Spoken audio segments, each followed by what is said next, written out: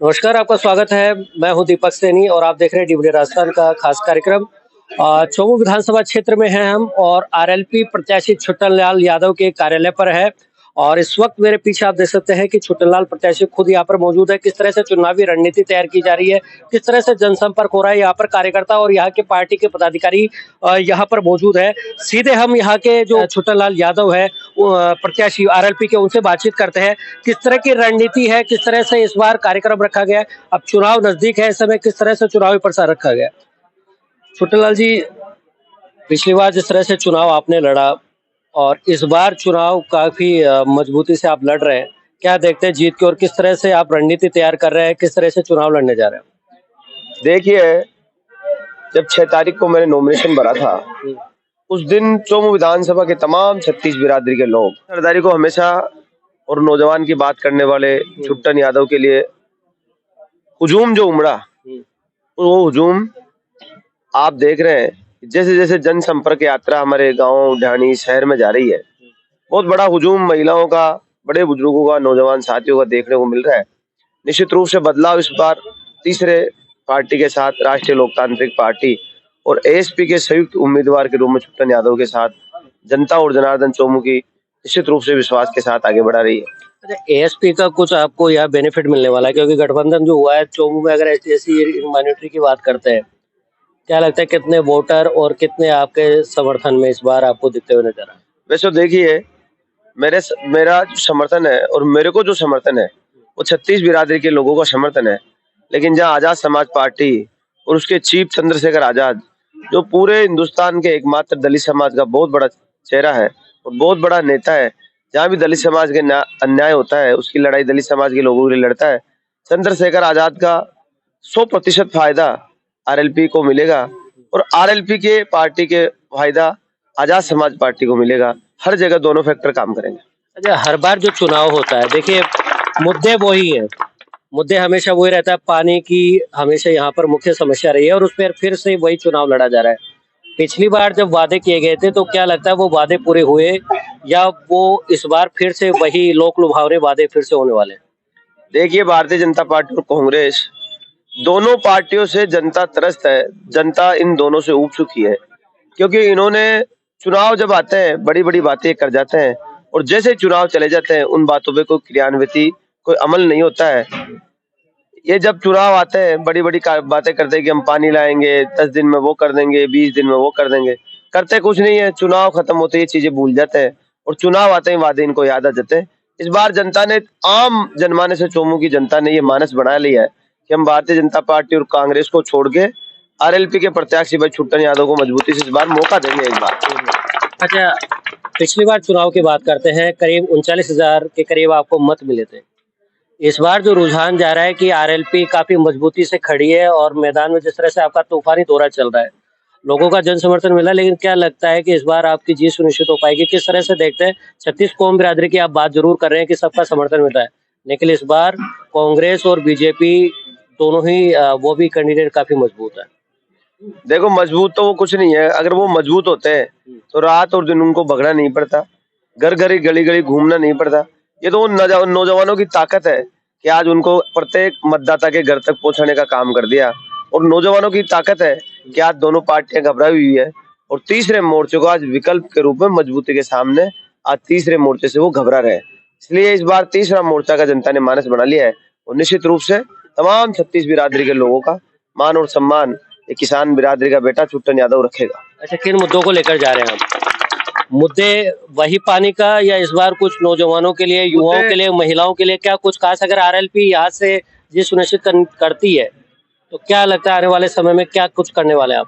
मुद्दे दीपक जी, मैं आपको बताना चाहता हूँ, हमारा जो घोषणा पत्र में 2-3 दिन में आपके प्रेस के माध्यम से कि चौमू की जनता के लिए हम क्या करने वाले हैं, अभी मैं अगर आपके सामने मीडिया के सामने रख दूंगा तो संशय नहीं रहेगा। 2-3 दिन में जब प्रेस हमारी वार्ता होगी, आप प्रेस बंधुओं के तो साथ, फिर चुनाव ही आ जाएंगे तब तक तो? नहीं, चुनाव तो अभी बहुत लेट है। अच्छा। अभी 10-12 दिन का टाइम है। 1-2 दिन में हम प्रेस वार्तालाप करने वाले हैं यही कार्यालय पे। उस समय पूरे जो संपूर्ण हमने नौजवानों के लिए, महिलाओं के लिए, आम जनमानस के लिए हम क्या करने वाले हैं, चौमू के नवाचार के लिए हम क्या करने वाले हैं, वो सारी बातें हम मैनिफेस्टो, हमारा जो घोषणा पत्र है उसमें हम जारी कर देंगे। अच्छा, अब देहात में आपने जनसंपर्क कर लिया या अभी नगर में भी बाकी है? कहाँ-कहाँ आपने जनसंपर्क किया? देखो मेरा ये 2-2 बार हर जगह दौरा हो गया। आपको पता है, अभी मैंने लगभग 20 दिन पहले हमने एक यात्रा निकाली थी। उस यात्रा में बहुत बड़ी काफिला, हर जगह जन समर्थन मेरे को मिला था। चोमू शहीद आजम भगत सिंह जी की जयंती के उपलक्ष्य पर मगधनगर से प्रारंभ की थी और संपूर्ण गाँवों में, ढाणी में, देहात में सब जगह गई थी। और वापस से चुनावी दौरे में मैंने अभी वापस कर लिया। उससे पहले नॉमिनेशन भरा, उसका मैंने जनसंपर्क कर लिया। तो मैं तो पिछले 5 वर्षों से रात और दिन गरीब को गणेश मानकर मैं सेवा कर रहा हूँ। चाहे कोरोना जैसी महामारी हो, चाहे लंपी जैसी बीमारी हो, इसमें भी मैंने मेरे जीवन का और मेरे साथियों के साथ लेकर इस चोमू के आवाम के लिए, 36 बिरादरी के लोगों का एक सेवा भाव से मैंने सेवा की है। और उसका परिणाम स्वरूप जो आज अथाह प्यार और समर्थन मिल रहा है, उसी की देन है।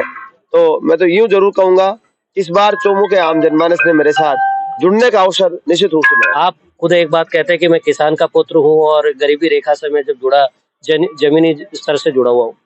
आपका वहां से संघर्ष तरह से आना, आपके सोच पहले से थी या फिर बाद में जब आप युवा स्तर पर आए, आपकी राजनीति कहाँ से हुई, फिर यहाँ तक पहुंचना कैसे रहा?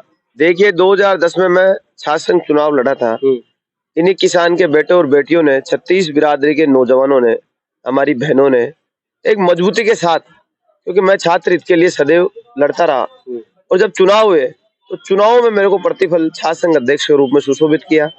छात्र संघ अध्यक्ष से लेकर 2018 का जो सफर रहा, उसमें RL सेरिया कॉलेज में 5 से 6 मैंने अध्यक्ष बनाए, सबके सहयोग से। विश्वविद्यालय में रहा तो विश्वविद्यालय में मैंने 2-3 अध्यक्ष बनाए, और चोमू के तमाम नौजवानों के मुद्दों के लिए मैं सड़क पर लड़ता रहा। 18 में चुनाव मजबूती से लड़ा। नौजवानों का एक ही संदेश था।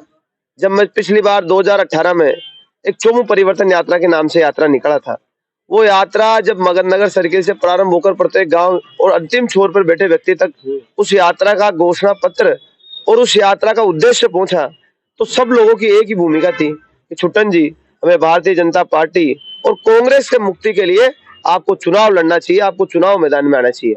जब जाकर मैंने चुनाव लड़ा, और चुनाव इतनी मजबूती से लड़ा कि 40,000 मत लिए, और 40,000 मत लेने के बाद में अधिकतर जो जनप्रतिनिधि होते हैं, चुनाव हारने के बाद अपने अपने व्यवसाय और अपने अपने क्षेत्र में लग जाते हैं। लेकिन मैंने 40,000 मतदाताओं को धोखा नहीं दिया। 5 वर्षों में निरंतर इनके सुख में दुख में सदैव आगे की पंक्ति में, जहाँ भारतीय जनता पार्टी और कांग्रेस के लोग खड़े रहे, उनसे आगे कहीं ना कहीं मैं मिला, जब जाकर आज उम्मीद लोगों से मेरे से लगी है।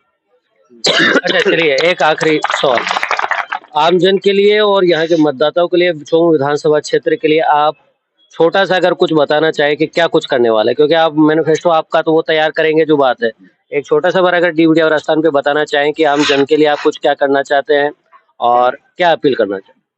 मैं तमाम पिता तुल्य, देव तुल्य जनता जनार्दन से ये निवेदन करता हूँ कि आप इस बार किसान सरदारी को जिंदा रखने के लिए और किसान को मजबूत करने के लिए, क्योंकि किसान जवान का वोट लेके तो विधानसभा और लोकसभा तक सब जनप्रतिनिधि जाते हैं, लेकिन जब बात किसान नौजवान पे आती है तो कोई भी लोग वहां बोलते नहीं है। इसलिए तमाम लोगों को मैं वो किसान आंदोलन से लेकर तमाम वो मुद्दे, पेपर लीक हो, चाहे छात्र संघ चुनाव बंद हो, चाहे TOT का मामला हो, ये तमाम वो मुद्दे जिनके लिए आपका बेटा, आपका दोस्त छुट्टन यादव रात और दिन चोमू से लेकर राजधानी तक सड़कों पर कोई लड़ रहा था, तो छुट्टन यादव लड़ रहा था।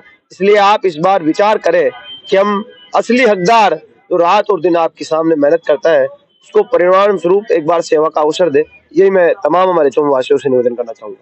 चलिए, ये है छुट्टन यादव, RLP प्रत्याशी, जिनका कहना है कि इस बार वो चोमू क्षेत्र के विभिन्न मुद्दों को लेकर जनता के बीच जा रहे हैं और अपनी जीत सुनिश्चित कर रहे हैं। हालांकि ये तो अब आमजन और मतदाताओं पर ही निर्भर है। 25 तारीख को मतदान है। मतदान होने के बाद क्या रिजल्ट आता है, किस पे पक्ष में यहाँ पर जीत होगी, यह तो आने वाला वक्त ही बताएगा। मैं हूँ दीपक सैनी, डीवीडी राजस्थान, चोमू।